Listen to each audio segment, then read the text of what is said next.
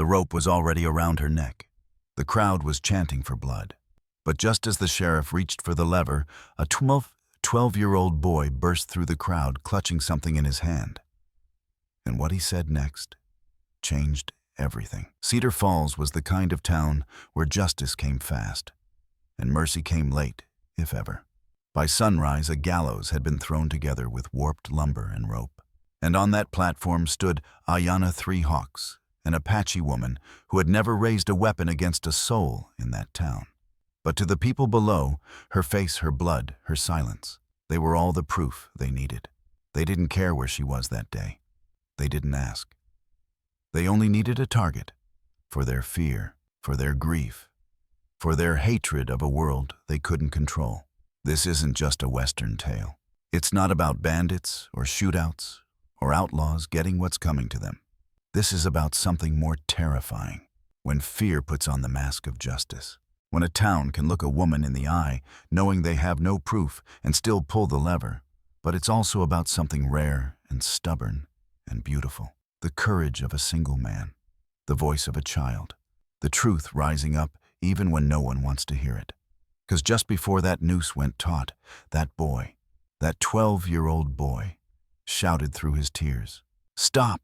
She saved my life. You're killing the wrong person." And from that moment forward, nothing in Cedar Falls would ever be the same again. The rope was already around her neck when the crowd started chanting for blood. Ayanna Three Hawks stood barefoot on the makeshift platform. Wrists bound, chin raised, her dark eyes sweeping the sea of twisted faces below. They called it justice, but there was nothing just about it.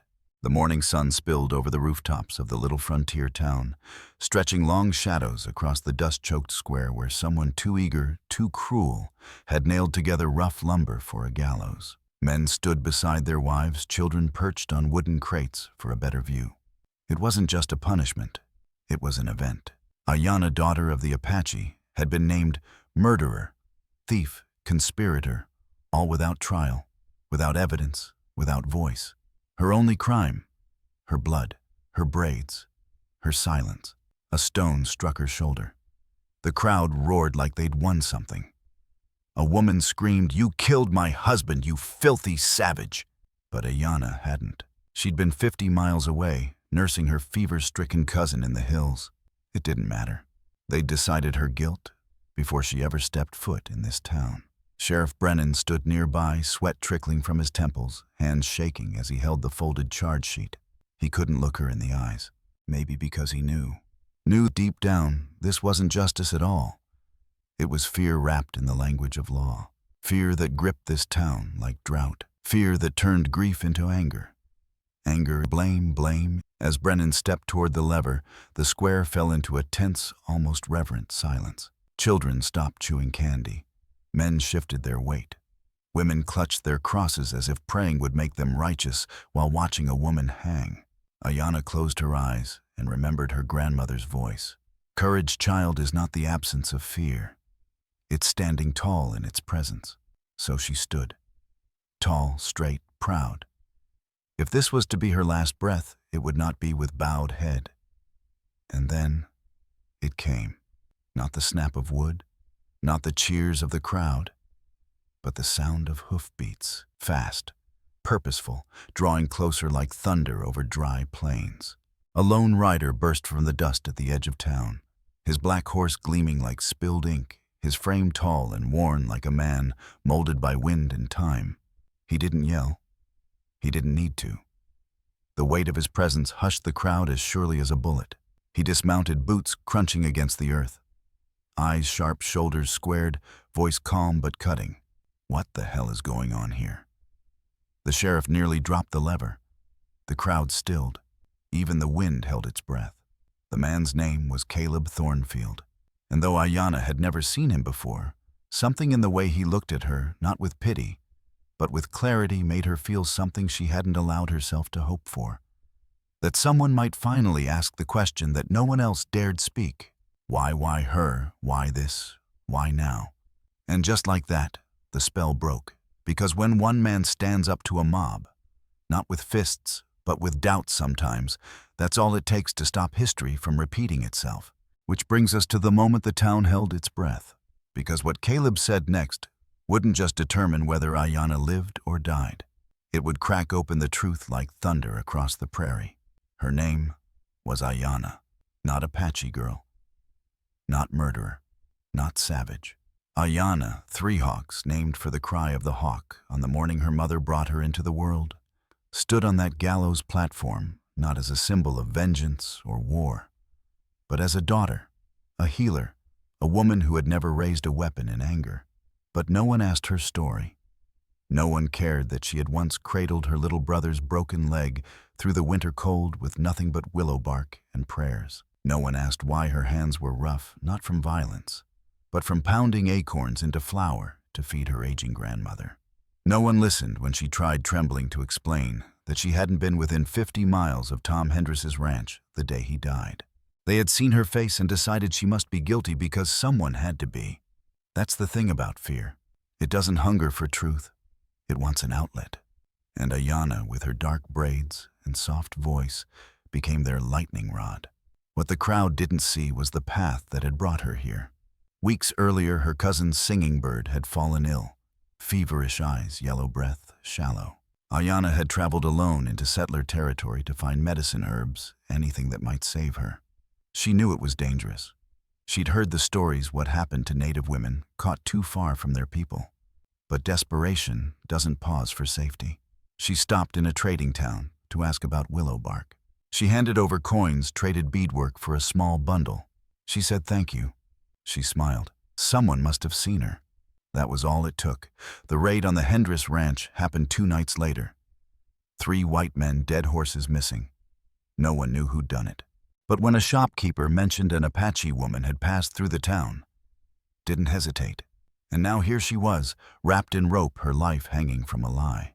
Caleb Thornfield's voice broke through the haze. Has anyone asked her where she was? The crowd blinked, unsettled. It wasn't just what he said. It was that he said it at all. As if Ayanna were more than a symbol, as if she were a human being. Ayanna turned toward the stranger who'd arrived like a storm from the plains. There was something in his stance. Not pity, not saviorhood, just a kind of quiet insistence that people deserved to be heard. He asked again, louder this time. Did anyone even speak to her before building this gallows? No one answered. They didn't have to. Their silence was the confession. For the first time since her capture, Ayanna spoke not to defend herself, but to remind them she existed. I was north, caring for my cousin. She had the fever. I never touched your horses. I never saw that ranch. Her voice didn't tremble. It rang with something older than fear. A simple truth. She had been forgotten, and now she demanded to be seen. Caleb stepped forward, eyes on the sheriff. Cut her down, or I will. In that moment, something shifted in the square. Not a complete reversal, but the first splinter in the wall of hate. Because when one voice tells the truth, the lies can't help but tremble. He didn't come for justice. He came for salt, maybe some nails, and a new lantern wick. But when Caleb Thornfield rode into town that morning, what he found wasn't a storekeeper's smile or the smell of fresh bread. It was a crowd, loud, frenzied, hungry for something that had nothing to do with justice and everything to do with rage. They had built a gallows in the square, and on that platform stood a young Apache woman with her hands tied the noose already resting against her throat. Ayanna. Caleb didn't know her name yet, didn't know what she was accused of. But he knew the look of a mob. He'd seen that kind of fire before in men's eyes, when logic had long since burned away, and all that remained was fear dressed up as righteousness. He dismounted slow, quiet, like a man walking into a storm he couldn't ignore. The sheriff looked up, sweat collecting beneath his hat brim. Mr. Thornfield stammered, half in relief, half in guilt. It's official business. But Caleb wasn't looking at the sheriff. He was looking at her. And what he saw wasn't a criminal, wasn't a murderer, wasn't a symbol of anyone's hatred. What he saw was a human being. Terrified, proud, alone. What's the evidence? He asked, his voice low but firm. Tell me what you've got besides blood and suspicion. No one answered. Someone muttered, she's Apache. And Caleb shook his head slowly, bitterly. That's not evidence. That's an excuse. You could feel it, the ground shifting beneath the crowd. Just a little. Because he wasn't yelling. He wasn't threatening. He was just standing. And sometimes one man standing quietly can be louder than 100 shouting. He didn't reach for his gun, didn't puff his chest. He just looked every man there in the eye, as if asking them something they hadn't been brave enough to ask themselves. What if we're wrong? In Ayana's eyes there was disbelief. Not because he defended her, but because no one had until now. Not even enough to ask a question. My grandfather fought the Apache, Caleb said, voice calm but edged with something sharp. I grew up hearing tales of raids and blood, but I also remember my father telling me something truer. You don't hang a person for the war. Their ancestors fought. You judge them by the way they stand in the wind. And right now she was standing, even with rope at her throat.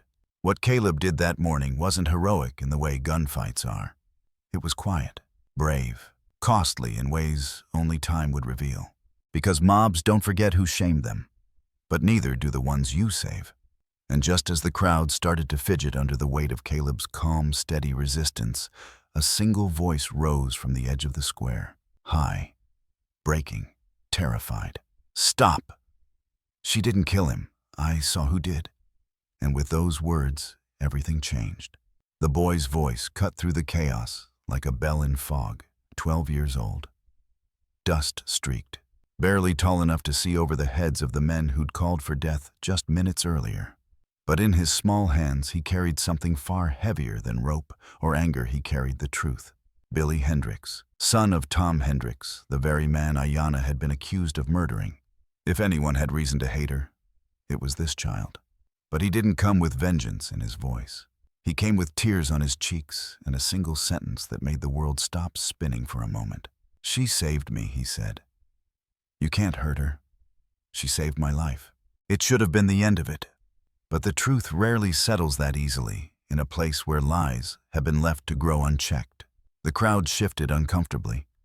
Some stared at the boy like he was confused, maybe scared, maybe just saying what he thought would protect him. Because how could it be? How could a woman born with the wrong blood do something right? That's what blindfolds of prejudice do. They wrap tight, block the light, turn human beings into shadows of a group we've been told to fear. Ayana hadn't been tried. She hadn't been heard. She'd simply been seen, and that was enough to make her guilty. They didn't ask where she'd been, didn't ask if she knew Tom Hendricks at all. They saw dark skin, braided hair, and the word Apache became her crime. Billy spoke again, voice trembling. He described the men who had killed his father, white men, not warriors. Thieves dressed in cowboy hats and bandanas, stealing horses and blame in equal measure. Still someone shouted from the crowd, "Doesn't matter. She's Apache, they're all the same." And there it was. The truth laid bare. This wasn't about a murder. It was about fear in search of a face. And Ayana had become that face. Caleb stepped forward, then speaking not to defend her, but to hold a mirror to the town. By that logic, he said every white man here is guilty of what white soldiers did to native children at Sand Creek. Every black man guilty for every raid in Kansas. Every woman blamed for what one seductress did 100 years ago. The silence that followed was thick and brittle. You could feel the shame prickling at the edges. Because deep down, even the loudest in that crowd knew they'd come looking for a target, not for justice. And it took a child, a grieving boy, to remind them what justice really is. Not a feeling, not a fear, but a fact. Built not on bloodlines, but on what we choose to see. But even with the boy's words and Caleb's stand, something darker still brewed. Because when the truth threatens the lie too deeply, the lie fights back. It's one thing to hear truth from a man like Caleb Thornfield, tall, commanding, with a voice that cuts through a crowd like wind through wheat. But it's something else entirely when that truth comes trembling from the lips of a boy. Billy Hendricks stood beneath the gallows, clutching the torn piece of cloth he'd kept hidden for days. His small hands shook, his face blotched with grief and dust. But when he looked up at Ayana, it wasn't with fear. It wasn't with blame. It was with a kind of clarity that only children and maybe the broken-hearted can see. "She didn't kill my pa," he said, loud enough for every man and woman in the square to hear. "It was white men. I saw them. 3 of them with bandanas and stolen horses." A ripple went through the crowd. A pause. A held breath. The kind of silence that falls when something you've believed in starts to crack under its own weight. Sheriff Brennan's face drained of color. Mrs. Patterson covered her mouth with her hands. Even the man with the scar, who had been loudest in calling for Ayanna's death, stepped back as if trying to vanish into the dirt. Billy's voice wavered as he went on describing the scar on one man's hand, the limp in another's step, the blue cotton shirt that tore in his father's grip before he fell. And then he held it up, that torn piece of fabric. Dirty, blood-specked, but unmistakably not Apache. Ayanna felt her knees weaken. Not from fear, from relief. For the first time since they dragged her up to that platform, the truth had space to breathe. Jonas Fletcher, the old prospector who usually kept to himself, stepped forward next, adding weight to Billy's words. He'd seen Ayanna days earlier tending to a sick girl near Eagle's Nest Rock. Found the outlaws' camp not far from there. Found items stolen from settlers and evidence that someone had planned the raids to look like Apache attacks. The noose still hung behind Ayanna, swaying slightly in the morning breeze. But it was no longer a sentence. It was a memory of how close a lie had come to becoming a grave. Caleb stood beside her, but he didn't speak. He didn't have to. The boy had said more in 3 minutes than Caleb could in a lifetime. The crowd's eyes dropped. Some out of shame. Others because they couldn't face the truth they'd ignored for so long. And that's when Billy did something no one expected. He climbed the steps to the platform, looked up at Ayanna with wide, honest eyes, and said, "My pa always told me a person's judged by what they do, not who they are. He'd be real sad if he saw what this town tried to do today." Ayanna couldn't hold the tears anymore. Not because of pain, but because somewhere in the middle of all that hate, a boy's love for the truth had broken the rope meant to kill her. But some men can't let go of hate that easily. And as Ayanna stepped down from the gallows, she felt it one last flicker of danger behind her. When a lie is shouted loud enough, long enough, and by enough people, it starts to feel like truth. That's how injustice survives. Not in darkness, but in broad daylight, where everyone sees it and calls it justice. For Ayanna, the gallows wasn't just a symbol of death. It was a mask, a disguise for the real criminals, men who didn't speak Apache, who didn't live in tents or wear beads, who didn't pray to the old spirits under open skies. They were white men in cowboy boots. Men who knew that in a town where fear wore the face of a brown-skinned stranger, all they had to do was leave enough footprints pointing the wrong direction. Jonas Fletcher had seen it first. The boot prints, the camp arrangement, the English writing on the list of farms to hit next. Everything about that camp, from the way they hung their cooking gear to the tobacco they smoked, whispered the truth. This wasn't the work of warriors, it was the work of thieves. But in towns like Cedar Falls, no one listened to whispers when screams of prejudice were louder. And that was the quiet horror Ayanna saw unfold around her. These men weren't just stealing livestock and supplies. They were stealing lives. Because for every raid they staged, every item they took, they left behind the ashes of blame on her people. And what came next was always the same: a woman dragged into a jail cell, a child beaten in the street, a family forced to flee in the middle of the night. But now the mask was cracking. The crowd had heard the boy's truth. They'd seen the watch Tom Hendricks recovered from the outlaws' stash. They'd read the list of targets in handwriting that had nothing to do with tribal glyphs or war chants. This was organized crime hiding in the shadow of ignorance. Still, not everyone to hear it. The scarred man, the loudest voice in the square, spat his last venom. "She's still Apache, ain't she? Still one of them." As if that was enough, as if being born into a bloodline was a confession. That's when Caleb stepped forward again. No gun this time, just words. Heavy ones. "If that's your logic," he said, his voice low and steady, "then every man here shares guilt for what happened at Sand Creek. Every soldier's bullet, every burned village, every child lost, that's on your blood too." No one answered. Because deep down they knew. The pain wasn't one-sided. The blood ran on both sides of the border, and every time someone like Ayanna was blamed for a crime she didn't commit, it gave cover to the real devils who kept the fires burning. That day, justice hadn't arrived in a judge's robe or a sheriff's badge. It came in the voice of a boy, the eye of a prospector, the courage of a cowboy who refused to stay silent. But words alone wouldn't be enough. The men who'd killed Tom Hendricks were still out there, armed, dangerous, protected by the fog of racism they'd learned to exploit. And Ayanna, she wasn't running anymore. The sun was sinking low when Ayanna Caleb and young Billy Hendricks set out toward the northern hills. The town of Cedar Falls was still buzzing with whispers, apologies, and shame, but justice couldn't wait for consensus. Somewhere beyond the ridges and ravines, the real killers were still out there, counting on the town's hatred to keep them safe. Ayanna led the way. She rode with the quiet confidence of someone who had spent her life reading the land like scripture. Where others saw rocks and scrub, she saw signs, a broken twig, a patch of upturned earth, the faint smell of smoke drifting through canyon air. The trail she followed wasn't marked on any map. It was older than paper, older than fear. Behind her rode Caleb, his hat pulled low, his eyes ever scanning the horizon. He didn't speak much. He didn't have to.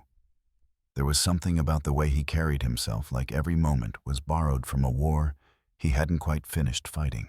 Yet there was a softness in the way he watched Ayanna, an unspoken recognition, not of love, not yet, but of shared purpose. Of two people who'd both lost things too sacred to name, and who were now willing to risk what remained to protect what was right. Billy rode between them, his father's rifle too big for his young frame, but there was a fire in his eyes that made him seem older. He didn't talk about revenge. He didn't even cry. But every time he looked up at Ayanna, he gave her something far more powerful than words trust. 3 miles from Eagle's Nest Rock, Ayanna slowed her horse and raised a hand. There, curling above the canyon wall, was a thin wisp of smoke, lazy and careless. The kind of fire you build when you believe no one's coming. "They're down there," she whispered. Caleb nodded, scanning the terrain. 2 ways in. North Ridge is steep, but it offers cover. South Path is open good if we need a fast retreat. "I'm not retreating," Ayanna said quietly. "Not today." There was a long pause.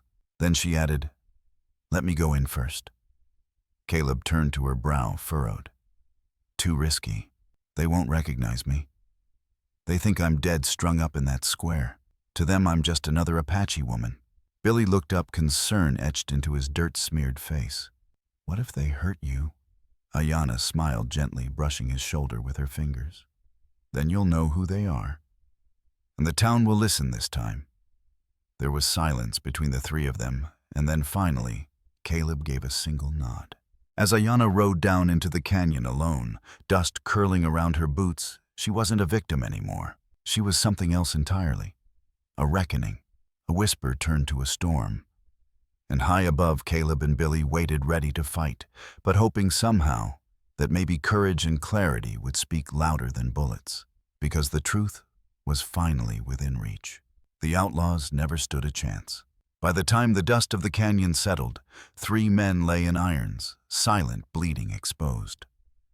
Their stolen goods, gathered from ranches and farms all across the territory, sat piled in crude canvas sacks like evidence laid out by justice herself. The brass buttons, the wedding ring, the bloodied fabric Billy had clutched, the list of targeted homesteads written in a white man's hand. It was all there, undeniable. But it wasn't enough for Ayanna, because what needed judgment now wasn't just the men in chains. It was a town. Cedar Falls had built a noose before it asked a question. Its people had chosen a scapegoat over the slow ache of truth. And when the guilty were dragged into town, tied to their own saddles, guarded by the very woman they'd tried to blame, the silence that fell over the streets was thicker than any crowd's roar. Sheriff Brennan met them at the courthouse steps. His face, once lined with uncertainty, now bore the weight of knowing he'd nearly watched an innocent woman die under his watch. Behind him stood townsfolk, men and women, who had once screamed for Ayanna's execution. Now they couldn't meet her eyes. The trial was swift, but not rushed.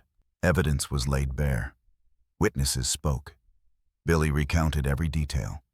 Jonas Fletcher stepped forward again, steady and sure, confirming the truth of the outlaws' camp and its contents. Even Dr. Morrison, the town's respected physician, took the stand not as a medical expert, but as a man who had seen enough pain to recognize when it was being weaponized. The jury returned its verdict in less than an hour. Guilty. All charges. But the moment that mattered most came after. Ayanna stood before the judge not as a defendant, not even as a witness. She stood as a woman who had been wronged and had chosen justice over vengeance. The courtroom, packed with people who had once called her savage, now hung on her every word. "I don't ask for your pity," she said softly. "I ask only that you remember. Remember how quickly hate can dress itself as law, how silence can feel like safety, but always feeds the fire. I forgive you, but don't forget." There were tears that day, not just hers. Caleb stood beside her, silent as always. But the way his hand rested briefly on her shoulder said more than any testimony. And Billy, his small hand clutching his father's old watch, stood proudly beside her. No longer the boy who'd once hidden in fear, but a witness to the kind of courage most grown men never learn. The judge's voice, rough with emotion, looked out over the people of Cedar Falls. "We owe you more than freedom, Miss Three Hawks. We owe you change." And slowly, haltingly, change began. The town posted an official apology to the Apache. Sheriff Brennan issued a policy: no more arrests without proof. Caleb donated to Apache families harmed by past vigilante acts. Ayanna, invited to stay, chose to do more. She would become a bridge, not a symbol of guilt, but of grace. But her journey wasn't over yet. Because though the rope was cut and the courtroom had spoken, evil rarely sleeps for long. And far beyond Cedar Falls, darker forces were watching. Forgiveness is a beginning, not an ending. When Ayanna Three Hawks stepped down from the courthouse steps, that day she didn't do so as a victor or even as a survivor. She walked out as a woman carrying the weight of what could have been and what still needed to be done. Cedar Falls had spared her life. But what Ayanna offered in return was something far greater: her trust. And in the months that followed, she made good on that gift. She didn't leave, though she had every right to. She stayed quietly, renting a room above the old general store where Mrs. Cartwright, the same woman who once threw stones in the square, now offered her extra blankets and warm bread without a word. Ayanna began working as a translator between the Apache and local ranchers, helping settle disputes over land and cattle that once might have ended in gunfire. Her voice, soft but steady, became a bridge where once there was only silence. And remarkably, the town walked that bridge with her. Dr. Morrison invited her to speak at the school where children who had once been told to fear the savages now listened wide-eyed to stories of medicine made from roots and rivers of tribal honor and survival. Sheriff Brennan, humbled and changed, started a community board, Apache and white settlers sitting at the same table, hearing each other for the first time. But the most powerful change came not from policies or even peace treaties. It came from moments. From Billy Hendricks, who would walk beside Ayanna every Sunday morning carrying his father's watch in his pocket like a quiet promise to be better than the world he'd inherited. From Jonas Fletcher, who volunteered to teach Apache men how to read contracts so no one tricks you like they tried to trick me. From Caleb Thornfield, who started showing up at town meetings with questions no one had dared ask before. What else have we gotten wrong? Rebuilding didn't happen overnight. Prejudice is a stubborn weed deep-rooted and resistant to shame. But Ayanna knew that change doesn't need applause. It needs time, consistency, and hearts willing to try again tomorrow, even if they failed today. There were setbacks. Of course there were. But there were also new beginnings. A community garden built on land that had once been a battlefield of mistrust.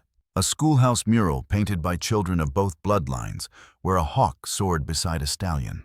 And a spring festival where Ayanna, wrapped in a woven shawl passed down by her grandmother, danced in the square where she was once meant to die.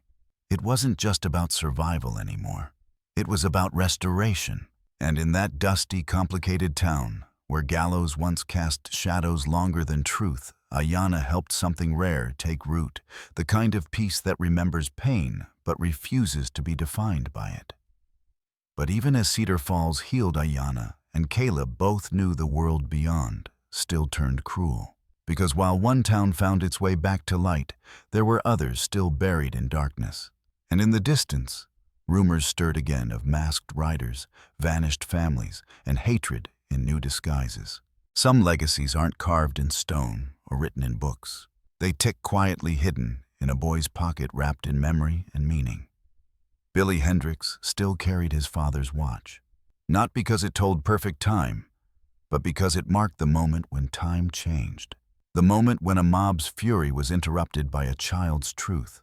When a woman they wanted to hang became the one who helped save their souls. And when one man, just one, stood tall enough to stop it from losing its humanity. That watch had once been a gift passed from father to son. Now it held something more.